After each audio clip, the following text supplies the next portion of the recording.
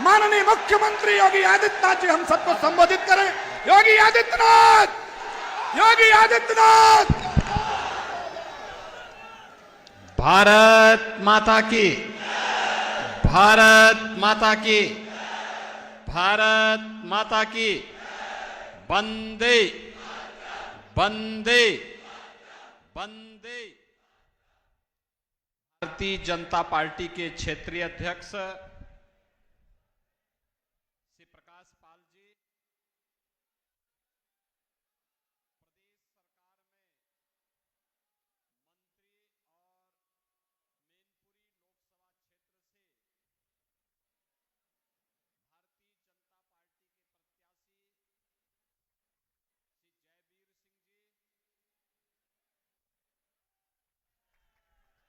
माननीय विधायक राम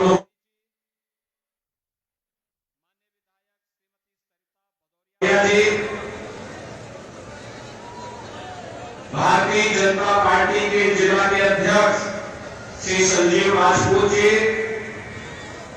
राहुल चतुर्वेदी जी, प्रदेश उपाध्यक्ष श्रीमती कमलावती जी,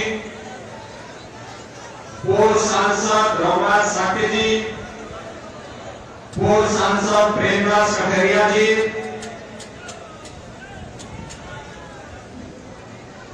श्री प्रेम सिंह साके जी,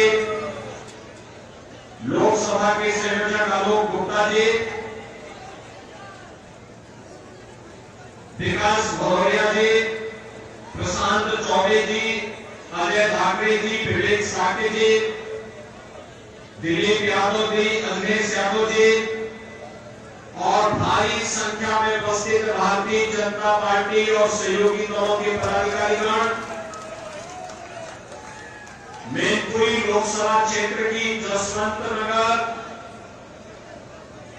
और करहल विधानसभा क्षेत्र से जुड़े हुए सभी उपस्थित बहनों और भाइयों,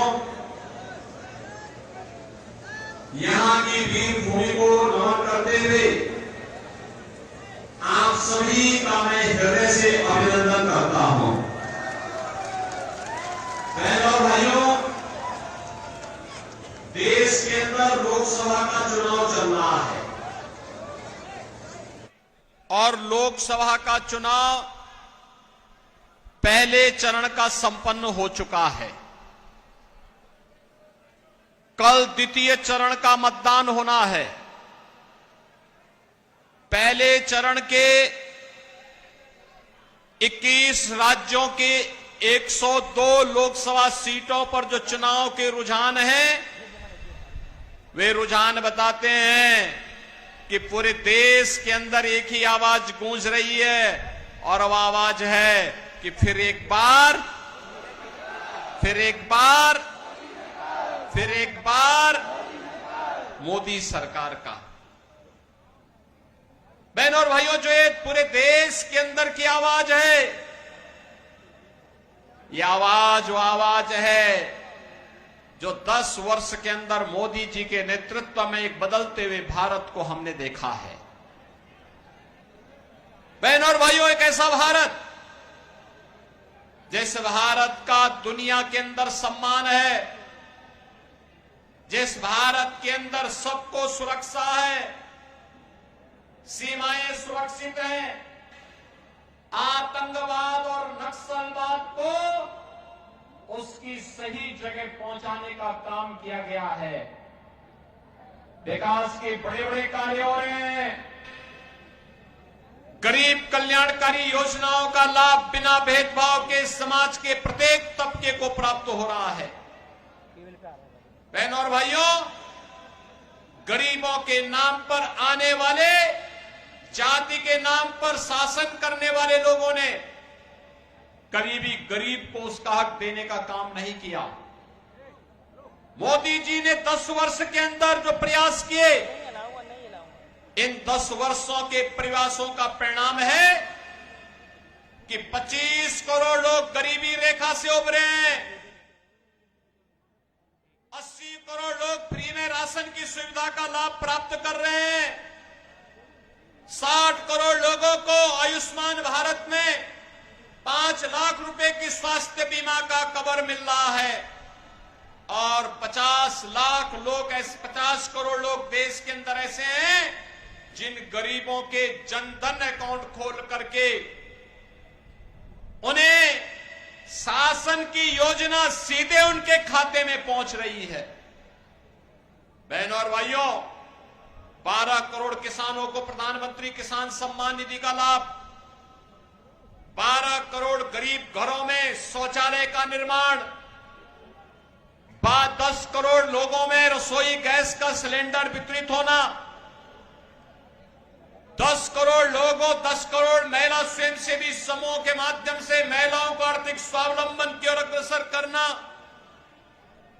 4 करोड़ गरीबों के मकान बन जाना और 2.5 करोड़ घरों तक बिजली पहुंचाने का काम मोदी जी के नेतृत्व में भारतीय जनता पार्टी की सरकार ने देश के अंदर हर गांव, हर गरीब, हर किसान, हर नौजवान और हर महिला के जीवन में खुशहाली लाने के लिए किया।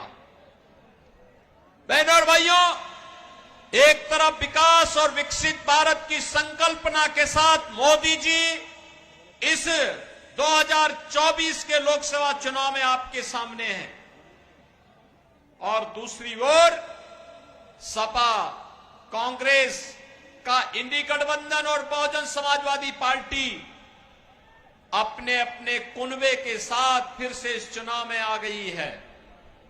चुनाव के पहले लोग दिखाई नहीं देते, चुनाव के दौरान आकर के तमाम प्रकार के राग अलापते हुए दिखाई देते हैं। मैं पूछना चाहता हूं बहनों और भाइयों, आप लोगों से मैं पूछना चाहता हूं आपसे, एक बार समाजवादी पार्टी से पूछिए कि समाजवादी पार्टी एक तो बात कहे कि जब अयोध्या में प्रभु श्री राम लला की 500 वर्षों के बाद प्राण प्रतिष्ठा की बात आई तो कांग्रेस और समाजवादी पार्टी के लोगों ने कार्यक्रम का बहिष्कार क्यों किया? क्या अयोध्या में रामलला का भव्य मंदिर नहीं बनना चाहिए था क्या? आप राम मंदिर के पक्ष में हैं या विरोध में? आप पक्ष में है ना? राम मंदिर बनना चाहिए ना? समाजवादी पार्टी ने या कांग्रेस ने विरोध किया। बहनों और भाइयों, मुझे एक बात बताओ, क्या सपा को कांग्रेस के साथ गठबंधन करना चाहिए था क्या? अच्छा, जो कांग्रेस कहती है कि राम और कृष्ण हुए ही नहीं, यानी राम के अस्तित्व को भी ये झुठलाते हैं, भगवान कृष्ण के अस्तित्व को भी झुठलाते हैं, और फिर भी समाजवादी पार्टी जबरदस्ती कांग्रेस के गले में हार बनना चाहती है। ये तो है इनके हाल। और ये किसके लिए? आपने कल कांग्रेस के एक महत्वपूर्ण नेता के सलाहकार के वक्तव्य को आपने पढ़ा होगा। उन्होंने क्या वक्तव्य दिया? उन्होंने वक्तव्य दिया, उनका वक्तव्य है कि देश के अंदर कांग्रेस नेतृत्व की सरकार आएगी तो विरासत टैक्स लगाएगी। बहनों और भाइयों, ये विरासत टैक्स क्या है मालूम है आपको? ये विरासत टैक्स है कि आपके बाप दादों ने जो संपत्ति अर्जित की है, इस संपत्ति के बाद आधी संपत्ति कांग्रेस और सपा के लोग हड़प लेंगे। आपको संपत्ति से वंचित करने का एक कुत्सित प्रयास। दूसरा, इनके द्वारा कहा जा रहा है, कल कांग्रेस के लोगों ने कर्नाटक के अंदर क्या किया? कर्नाटक में कांग्रेस की सरकार है, उन्होंने कहा ओबीसी के आरक्षण में उन्होंने 32% आरक्षण बहनों और भाइयों मुस्लिम लोगों को दे दिया। यानी कांग्रेस ओबीसी के, पिछड़ी जाति के लोगों के आरक्षण को डकैती डालने का काम कर रही है, उसको बांटने का काम कर रही है। और ऐसा नहीं कि पहली बार हो रहा है। याद करिए, जब कांग्रेस नेतृत्व की यूपीए सरकार थी और सपा और बसपा दोनों कांग्रेस नेतृत्व की यूपीए सरकार का समर्थन कर रही थी, उस समय क्या आलम था? उस समय उन्होंने एक जस्टिस रंगनाथ मिश्रा कमेटी गठित की थी। उस कमेटी ने संस्तुति की थी कि मुसलमानों को भी पिछड़ी जाति में और अनुसूचित जाति में शामिल करके आरक्षण का लाभ जो पिछड़ी जाति के लोगों को मिल रहा है उनमें से कुछ को कटौती करके मुसलमानों को दे देना चाहिए, कुछ को अनुसूचित जाति को दे देना चाहिए। ये तो कांग्रेस नेतृत्व की मंशा थी। यही नहीं, सच्चर कमेटी की रिपोर्ट भी किसी बात की ओर इंगित करती है। यह भी कांग्रेस ने गठित की थी। और आज जब कांग्रेस आई है तो कांग्रेस यही कहती है, फिर से कांग्रेस यही कह रही है कि आएंगे तो देश के संसाधनों पर फिर से मुसलमानों का अधिकार हो, इसकी वे वकालत करेंगे। बहनों और भाइयों, यहां का हिंदू कहां जाएगा?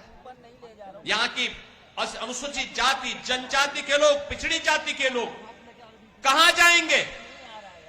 बाबा साहब भीमराव अंबेडकर के संविधान को ये लोग अपमानित करना चाहते हैं।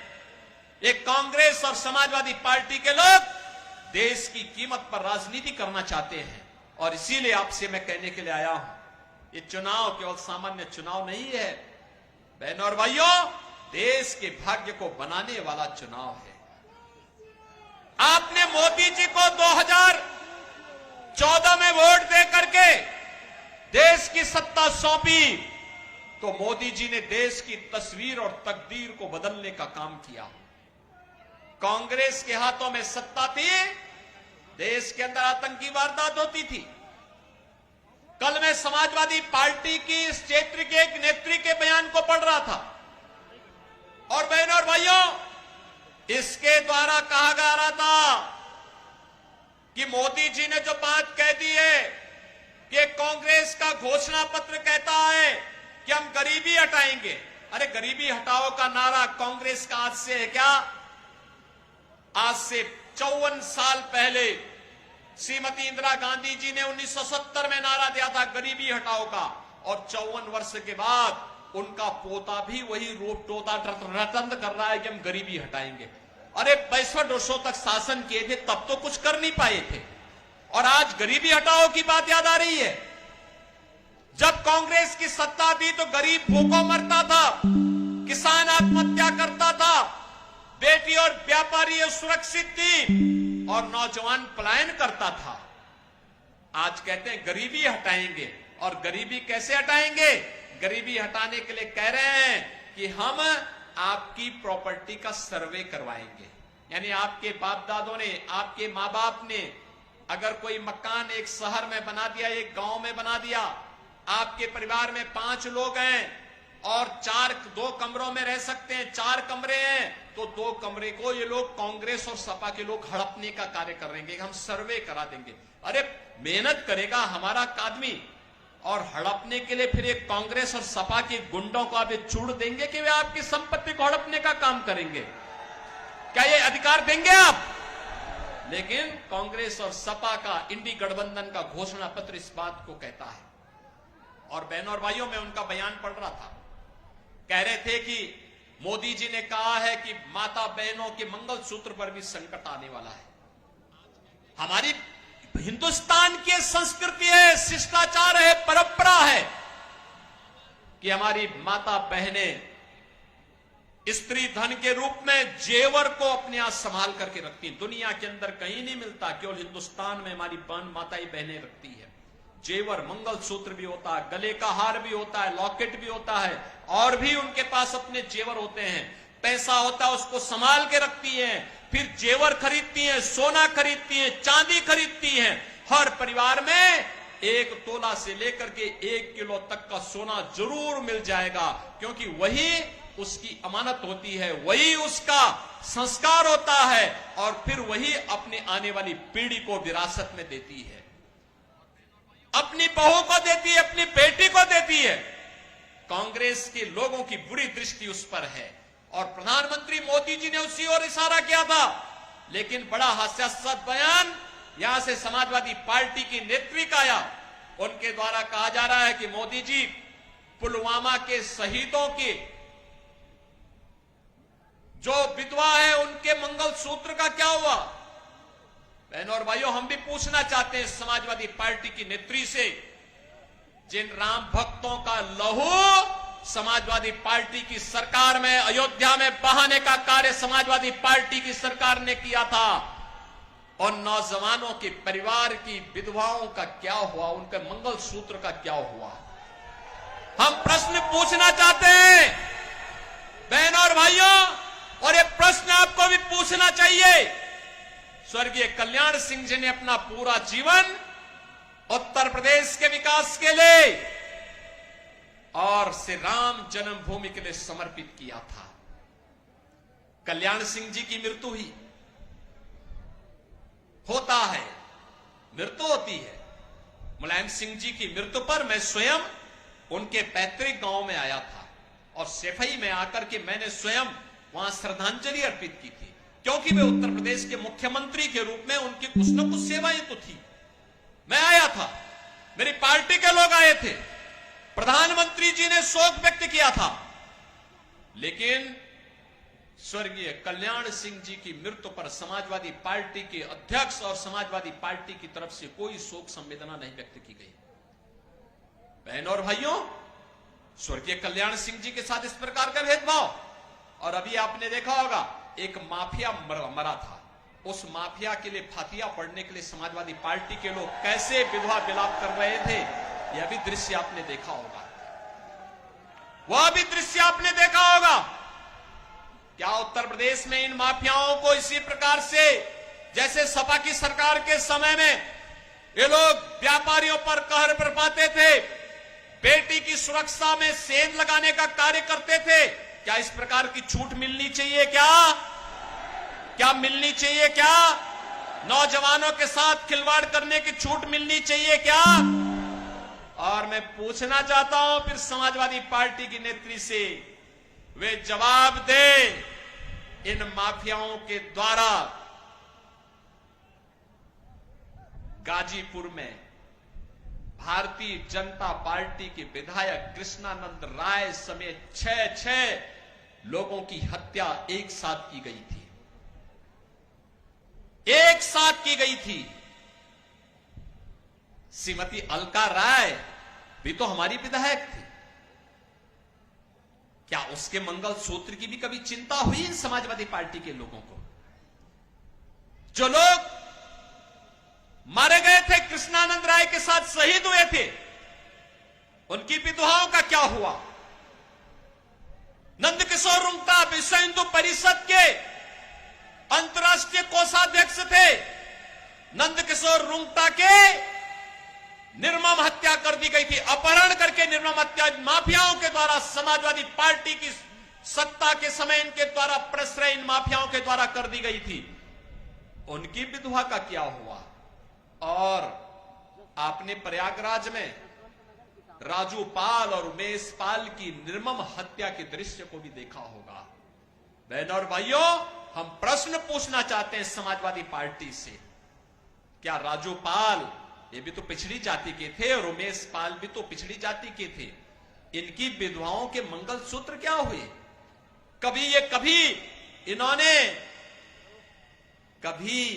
अपने इन कृत्यों पर पश्चाताप करने का भी प्रयास समाजवादी पार्टी ने किया है। ये देश के साथ खिलवाड़ करने का काम कर रहे हैं, देश की कीमत पर राजनीति करना चाहते हैं। बहनों और भाइयों, आज हम सब आपसे यही कहने के लिए आए हैं, भारतीय जनता पार्टी देश के लिए राजनीति करती है।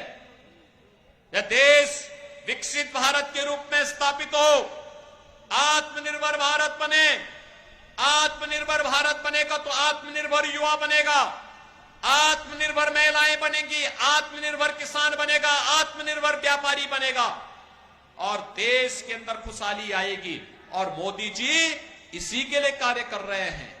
लेकिन बहनों और भाइयों, मुझे देखकर के आश्चर्य होता है। अब मुझे बताओ, समाजवादी पार्टी ने जो टिकट दिए हैं, पहले समाजवादी पार्टी की सत्ता तो नहीं आती है, कभी नहीं आनी। तो प्रदेश की जनता ने ठुकरा दिया तो देश की जनता कहां पूछ रही है? पूछ रही है क्या? पूरे देश के अंदर, पूरे प्रदेश के अंदर समाजवादी पार्टी पूरे देश के अंदर समाजवादी पार्टी कुल 63 से 64 या 65 सीटों पर चुनाव लड़ रही होगी, इससे ज्यादा सीटों पे चुनाव नहीं लड़ी।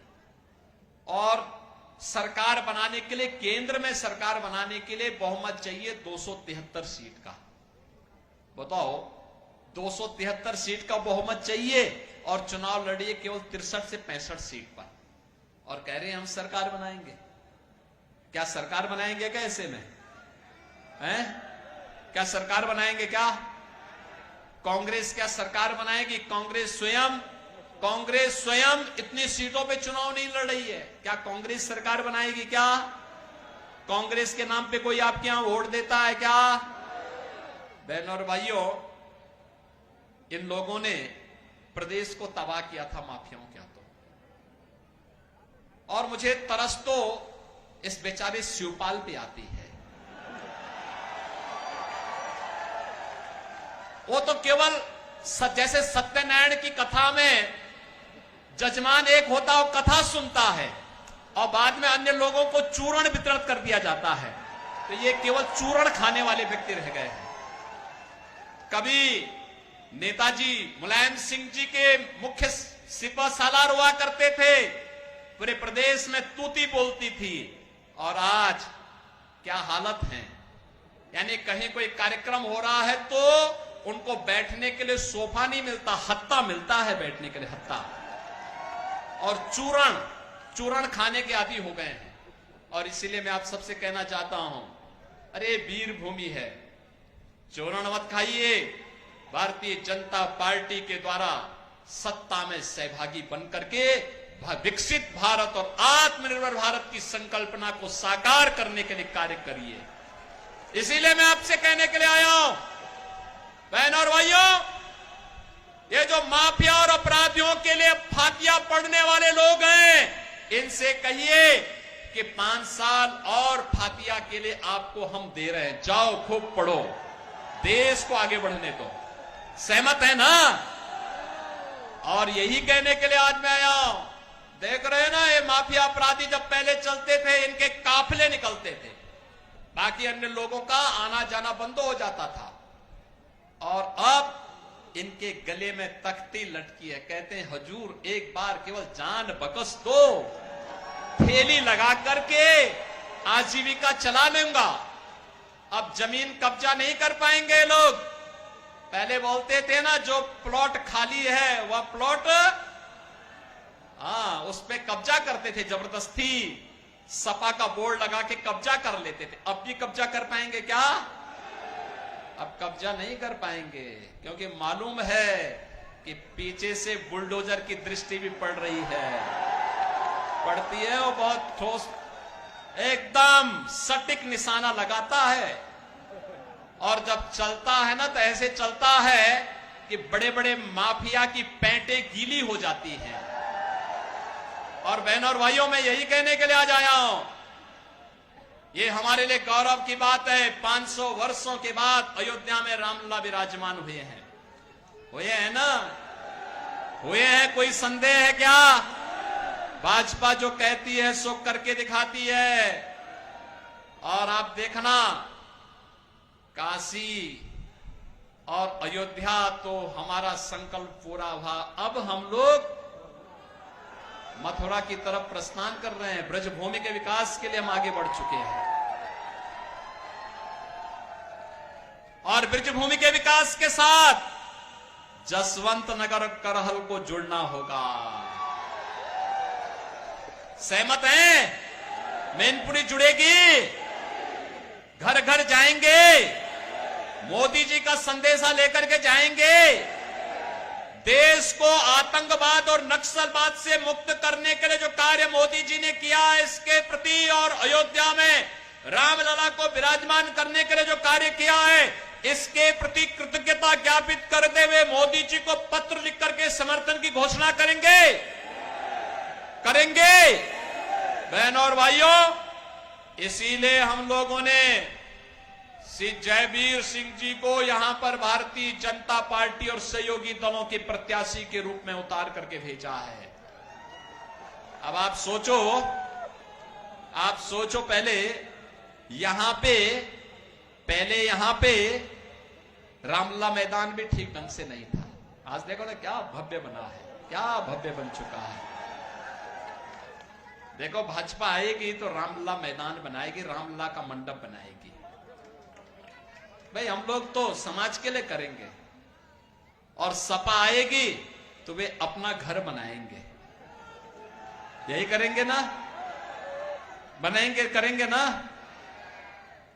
आप मुझे बताओ कि यादवों में भी टिकट देने थे तो एक ही परिवार के सब है, एक परिवार से बाहर कोई उभर ही नहीं पा रहा है।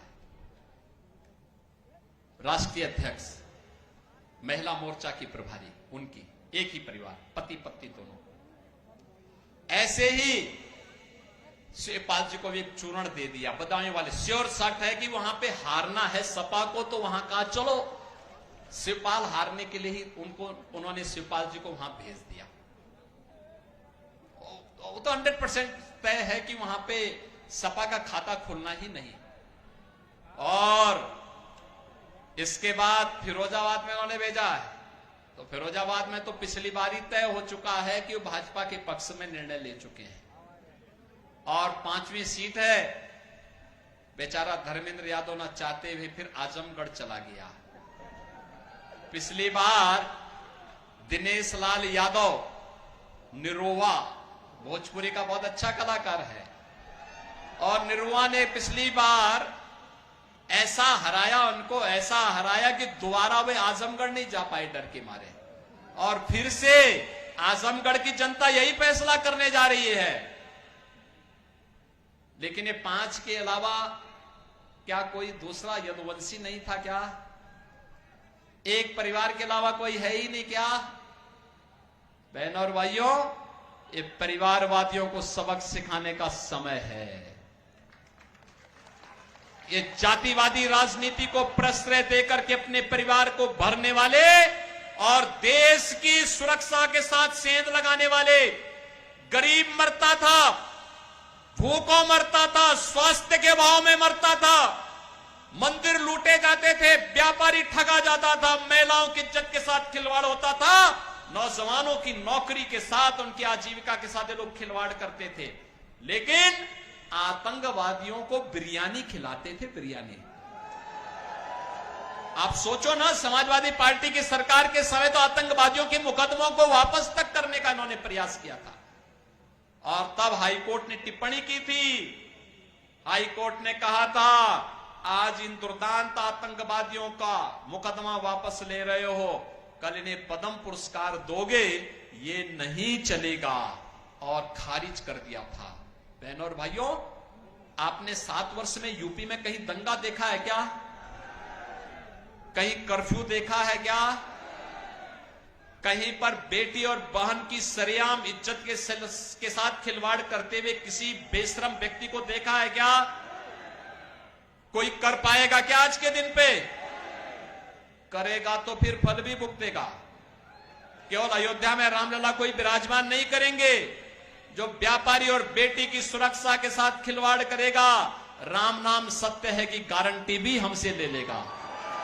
और इसीलिए आपसे कहने के लिए बहनों और भाइयों, आज हम लोग आए हैं कि श्री जयवीर सिंह जी के नेतृत्व में आज भारतीय जनता पार्टी ने उन्हें प्रत्याशी बनाया है। श्री राम नरेश अग्निहोत्री जी और यहां के हमारे सभी जनप्रतिनिधिगण, पदाधिकारीगण, ब्लॉक प्रमुखगण, ये सभी लोग लग करके आप सबसे अपील करने के लिए आए हैं।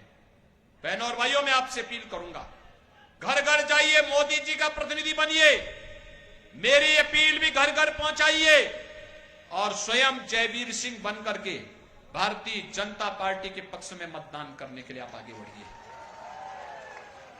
आप मतदान के लिए आगे बढ़िए।